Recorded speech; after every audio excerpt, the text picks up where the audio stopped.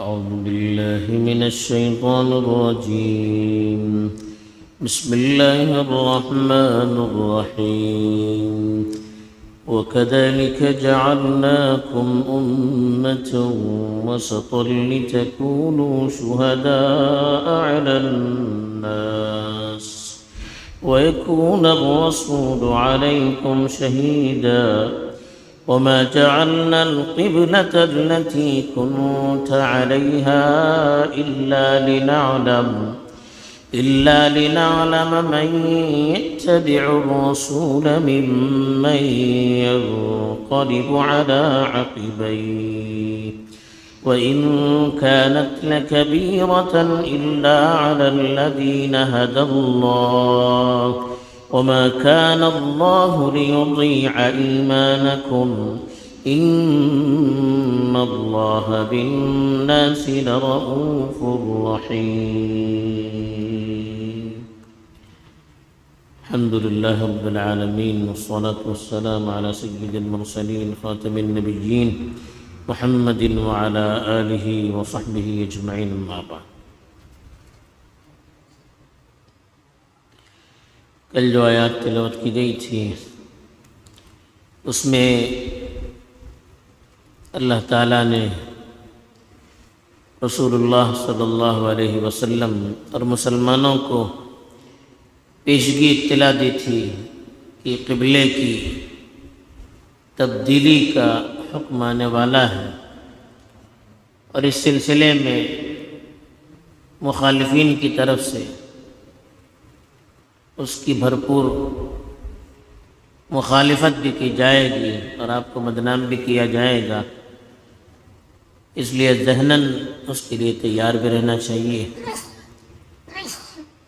اب جو آیات تلاوت کی گئی اس میں اللہ تعالیٰ نے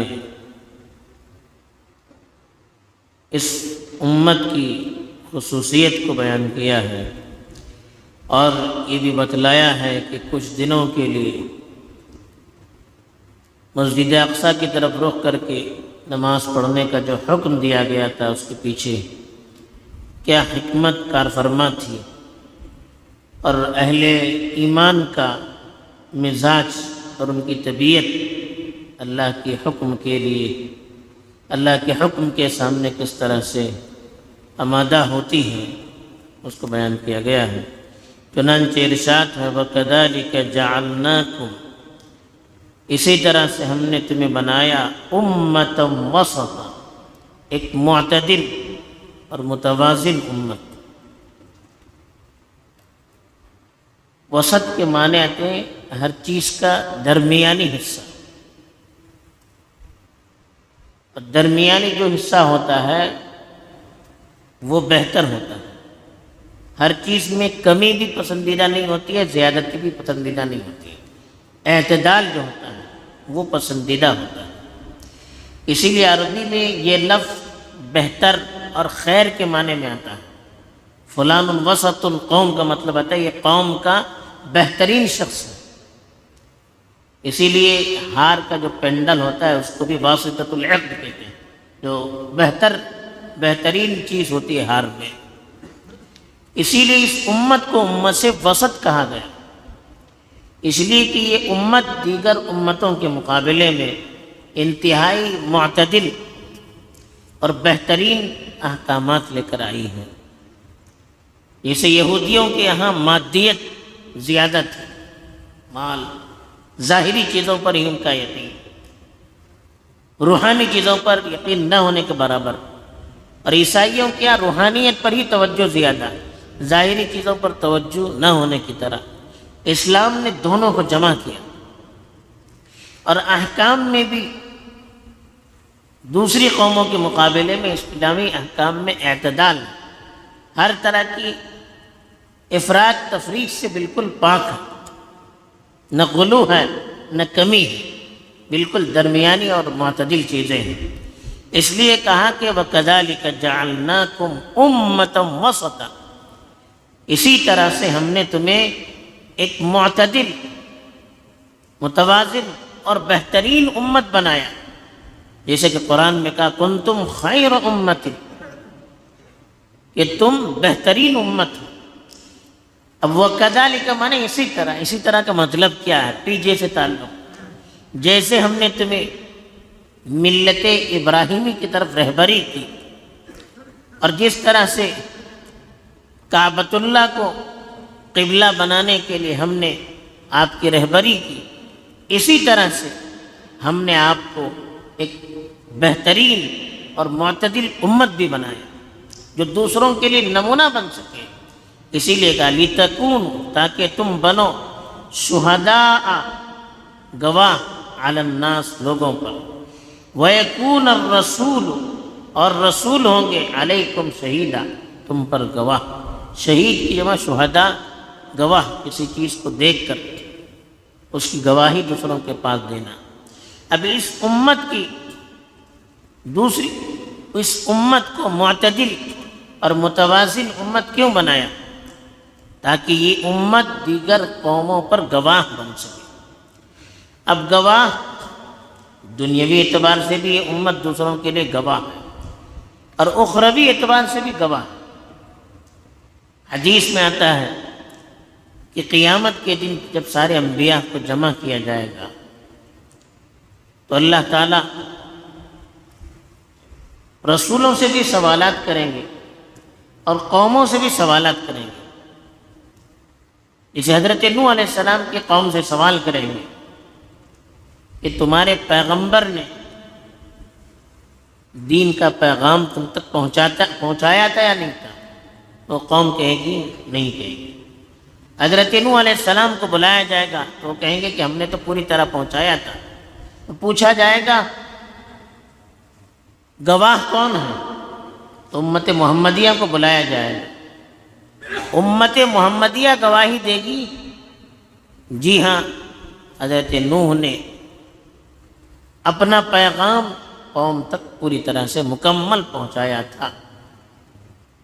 اب ان لوگوں سے پوچھا جائے گا آپ تو حضرت نوح کے زمانے میں نہیں تھے، آپ کو کیسے معلوم ہوا؟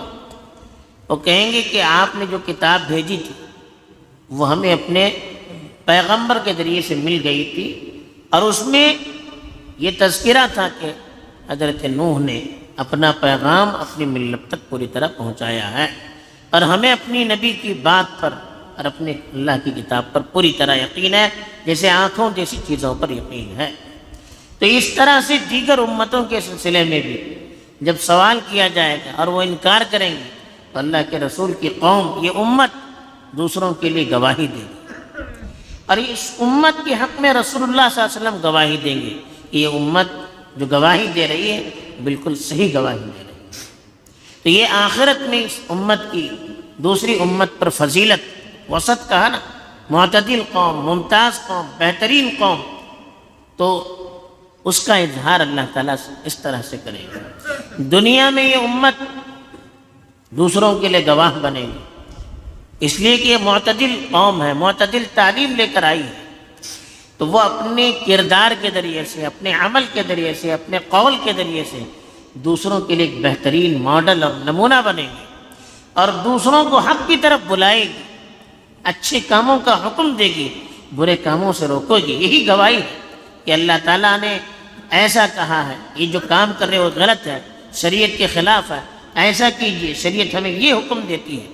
تو شریعت کی حقانیت کی یہ گواہی دے گی اور شریعت کی طرف دوسروں کو بلائے گی۔ جیسے کہا کنتم خیر امت اخرجت للناس، تم بہترین امت ہو، لوگوں کے لیے نکالی گئی ہو، تأمرون بالمعروف وتنہون عن المنکر، بھلائی کا حکم دیتی ہو، برائیوں سے روکتی ہو۔ یہ بہترین امت ہونے کی خصوصیت ہے کہ خود بھی دنیا میں دین کا عملاً بہترین نمونہ پیش کرے اور دوسروں کو اس کی دعوت بھی دے، تو یہ بھی گواہ ہے۔ اسی لیے کہا لِتَكُونُوا شُهَدَاءَ عَلَى النَّاسِ، تاکہ آپ لوگوں کے لیے گواہ بن سکو۔ تو دنیا میں بھی گواہ دعوت اور عمل کے ذریعے، اور آخرت میں گواہ نبیوں کی امتوں کے خلاف یہ گواہی دیں گے کہ نبیوں نے جو کہا ہے وہ صحیح ہے، امت جو کہہ رہی ہے وہ غلط ہے۔ وَيَكُونَ الرَّسُولُ عَلَيْكُمْ شَهِيدًا، اور رسول تمہارے لیے گواہ ہوں گے آخرت میں بھی، اور دنیا میں گواہ یہ ہوں گے کہ دنیا میں دین کے لیے ہمارے بہترین نمونہ رسول اللہ صلی اللہ علیہ وسلم ہے۔ ان کو دیکھ کر ہم اپنی اصلاح کرتے ہیں، ان کو ہم اپنی زندگی میں نمونہ بناتے ہیں، اور اللہ کے رسول نے ملت کو اچھی باتیں بتلائی، برائیوں سے روکا، یہ رسول اللہ صلی اللہ علیہ وسلم کی گواہی ہے۔ بہرحال اس امت کے معتدل ہونے کی یہ صفت اس آیت میں بیان کی گئی ہے، اور معتدل ہونے کا کیا مطلب ہے اس کو بھی سمجھایا گیا ہے۔ آگے قبلے کے سلسلے میں بات کہی جا رہی ہے، انشاءاللہ آگے بتائی جائے گی۔ اللہ تعالی ہمیں امت وسط ہونے کے اعتبار سے جو پیغام دیا گیا ہے اس کو سمجھ کر عمل کر کے اس کا ایک نمونہ پیش کرنے کی توفیق عطا فرمائے۔ آمین۔ وآخر دعوانا